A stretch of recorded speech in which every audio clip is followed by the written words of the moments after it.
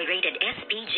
Striktong patnubay at gabay ng magulang ang kailangan. Maaaring may masiselang tema, lengguwahe, karahasan, sexual, horror o droga na hindi angkop sa mga...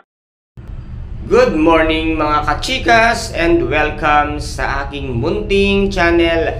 Inalok nga nitong si Francis itong si Tata ng trabaho na executive secretary sa kanyang kumpanya, kung kaya't dito ngayon nga ay pupunta si Tata upang mag-apply nga ng trabaho at magkasama itong si Tata at itong si Francis. Ngunit nang pupunta nga ito ng kanyang opisina at sana ay mag-elevator, ay agad-agad ngang pumasok ang bruhang si Venice na akala mo kung sino at mapiling Reyna ay isa rin naman talagang may itinatagong bulok at kasalanan kasama ng kanyang kapatid, kung kaya't hingal na hingal ang ating bidang si Tata na umakyat nga sa hagdan at dito nga ay nakita niya ang kanyang makakasama sa trabaho. Ngunit talagang itong si Tata ay minamalas at wala nga siyang nakuhang tubig dito nga sa kanilang water dispenser, kung kaya't ngayon ay nakikipag-agawan pa itong ang si Tata na magsali ng tubig.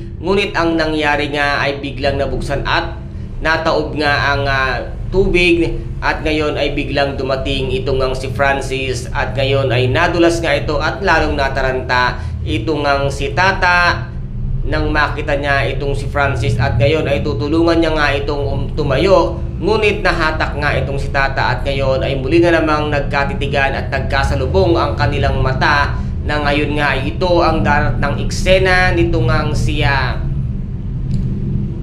Venice na mas lalo niya ngayong ikakagalit dahil sasabihin nga na Venice na talagang hindi tinitigilan ni Tata ang kanyang asawa at ang buong akala niya ay lagi na lamang inaagaw ni Tata ang lahat sa kanya. Nakuha na nga ang tunay niyang mukha at nagbago na ang mukha ni Venice. Hanggang sa ngayon ba ay hindi mo pa rin tinitigilan ang asawa ko, kung kaya't dito ay muli na namang magwawala itong ang bruhang si Venice. Kaya guys, ito po yung ating pakaaabangan sa mga susunod na episode dito nga sa May Ilongga Girl. Kung nagustuhan po ninyo ang aking videos for today, paki-subscribe na lamang po ng aking channel, paki-like and share para maging update kayo sa lahat ng gagawin kong videos. Maraming salamat po. Ingat, God bless and bye-bye!